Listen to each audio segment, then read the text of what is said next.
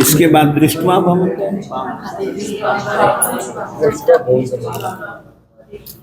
अब देखिएगा, मैंने आप लोगों को कहा था, आप लोगों को ध्यान है कि नहीं है मुझे नहीं पता। जिस समय परमात्मा माँ के गर्भ में आने वाले होते हैं ना, उसका नाम है च्यमन। च्यमन माँ के गर्भ में ही देवादिदेव तीर्थंकर भगवंत के शरीर का निर्माण होता।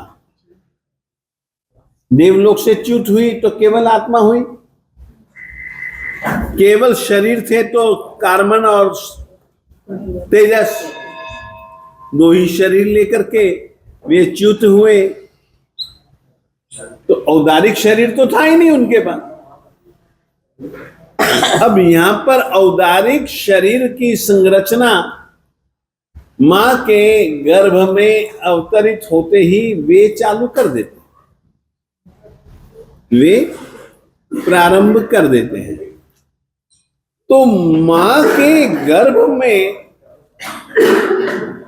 मां के शरीर में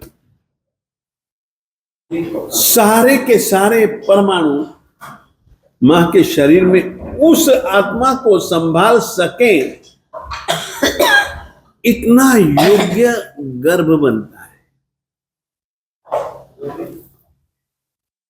मुझे कहा नहीं, गर्भ में। अब देखिएगा, एक छोटी सी कहानी, एक छोटा सा रूपक है। कहावत है, शेरनी का दूध सोने के पात्र में ही टिकता है, दूसरे किसी धातु के पात्र में नहीं टिक सकता। परमात्मा जैसा दिव्य आत्मा सामान्य नारी के उदर में थोड़ी ना आएगा।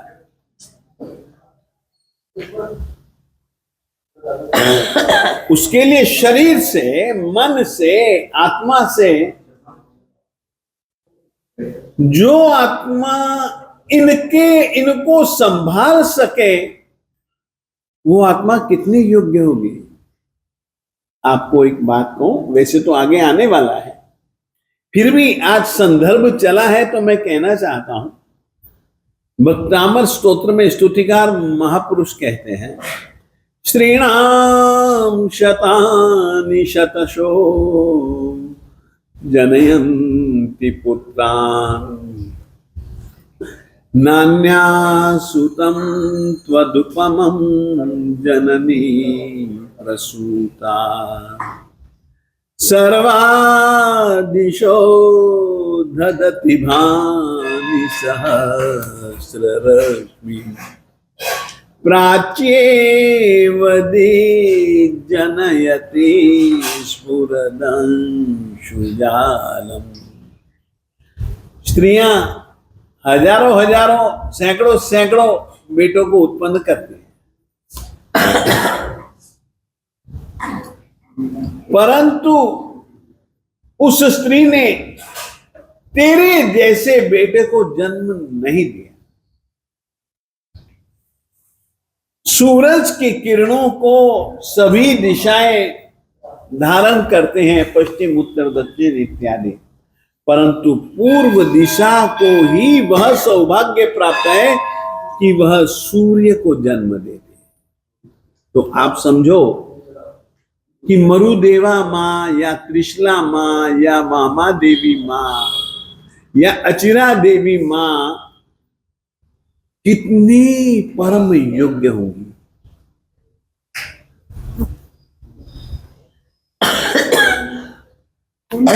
सोचिए, इंद्र जब आता है तो वो क्या कहती है, वो क्या कहता है, जगत जननी, तो जगत की माता है।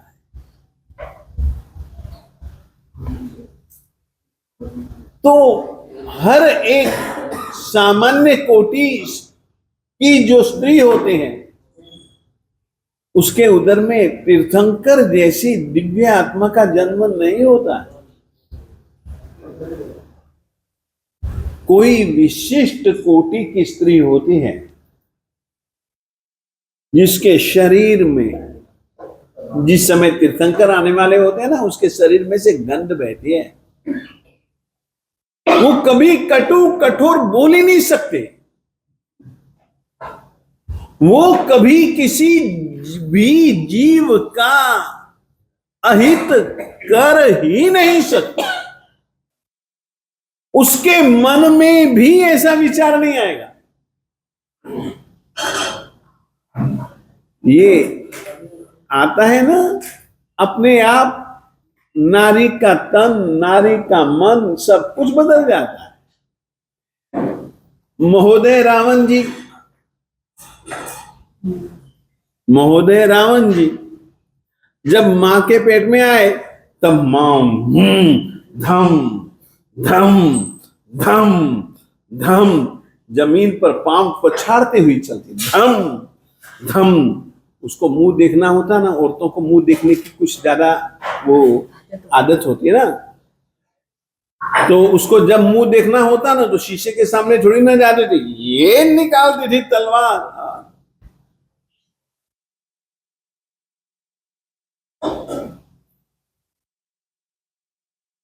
यूं संवारती थी अपने आप को, क्या शीशे में देखना है। यानी कि गर्भ में आए हुए जीव के पूरी की पूरी दशा माता पर प्रतिबिंबित होती है। तो परमात्मा जैसी दिव्य आत्मा जब आने वाली हो तो वो इस तरीके की होगी। कितना कितना कितना कितना कितना सुंदर परमात्मा था, और वो इतना सुंदर उस समय कोई भी नहीं था, न देवलोकों में था न मनुष्य लोक में, न कोई त्रियंच लोक में था। इनके जैसा कोई सुंदर नहीं। इनकी सुंदरता बताने के लिए यह श्लोक है। दृष्ट्वा, देखिएगा, ये मैं केवल इनकी सुंदरता, ये सब परमात्मा आदिनाथ स्वामी जी से पूछे गए सवाल है। इसमें परमात्मा इतना सुंदर, इतना सुंदर, इतना सुंदर, तो परमात्मा कैसा है? अनिमेष विलोकनीयम, इसमें शब्द है भवंतम अनिमेष विलोकनीयम। परमात्मा को देखना जो चालू करोगे ना तो आंखें फिर पलकें झपकेंगी ही नहीं।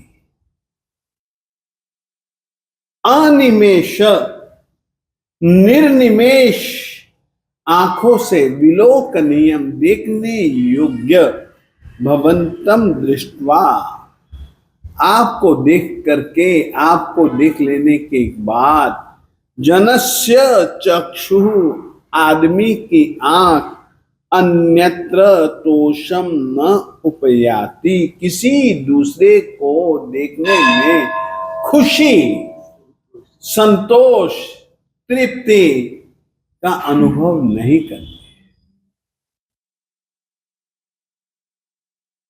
आप कैसे हैं? अनिमेष विलोकनीयम। आपको यदि हम देखना चालू करें ना तो बस देखते रहें, देखते रहें, देखते रहें, पलक झपकाए बिना देखने योग्य मालिक आपको दृष्टवा, आपको देखने के बाद, आपको देख करके, जनस्य मनुष्य की चक्षु आंख, अन्यत्र तेरे सिवाय जो कुछ भी है वो सब अन्यत्र, उसमें तोषम न उपयाति, आनंद को, खुशी को, संतोष को, तृप्ति को प्राप्त नहीं करती है। कैसे? कैसे? तो कहते हैं शशिकर द्युति दुग्ध सिंधु। शशि चंद्रमा, कर यानी कि उसकी किरण, चंद्रमा की किरण, शशि कर, चंद्रमा की किरण की द्युति यानी कि जैसी चमक, ऐसी चमक वाले दुग्ध सिंधु क्षीर समुद्र के जल को, पयः क्षीर समुद्र के पयः पीत्वा, जल को पी करके ऐसा कौन सा व्यक्ति, कह ऐसा कौन सा व्यक्ति होगा जो कि जल निधि सागर के खारे जल को पीना चाहेगा।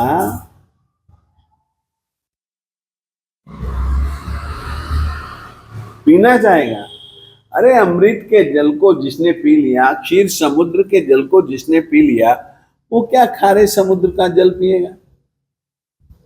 तुमको देख लिया, फिर देखने जैसी कोई दूसरी चीज बची ही नहीं। तुम इतने सुंदर, तुम लाजवाब हो। सचमुच में ये परमात्मा का दैहिक सौंदर्य। निमेश का क्या माता? निमेश, अनिमेष, भवंतम अनिमेष विलोकनीयम, बिना ये निमेष, बिना अ यानी कि इसके बिना, देखने योग्य, भवंतम आपको देख करके, जनस्य चक्षुः आदमी की आंख, अन्यत्र तोषम न उपयाति, किसी दूसरे को देखने में फिर उसको कहीं पर संतोष नहीं मिलेगा।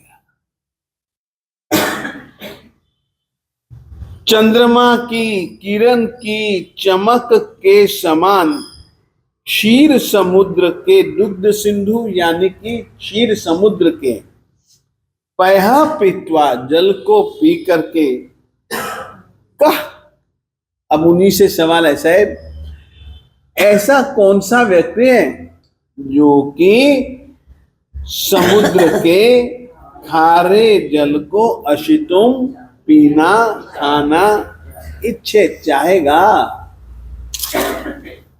कोई भी तो नहीं। परमात्मा इतना सुंदर है, इसके जैसा कोई भी सुंदर नहीं। क्षीर समुद्र परमात्मा है, बाकी तो सारे के सारे लवण सागर का जल है। बैठ गया? आज 2 श्लोक ही रखूं, ठीक? और कल से अपनी यह कक्षा बंद है। कल से अपनी यह कक्षा बंद है। संदेश में भी जो हम भक्तामर स्तोत्र का पाठ देते हैं, बस कल आप सुन सकेंगे, परसों से वो कक्षा भी बंद हो जाएगी। ये हो, ठीक है? चलो माफी मांगो।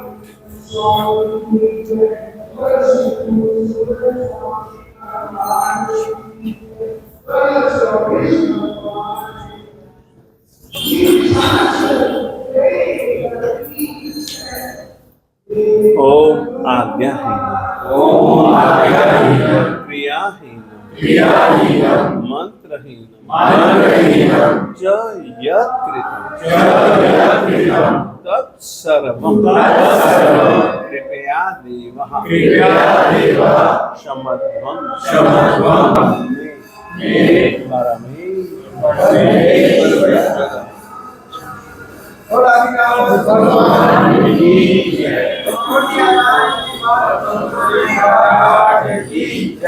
देखो, पर्यूषण पर्वों के दिनों में कोशिश कर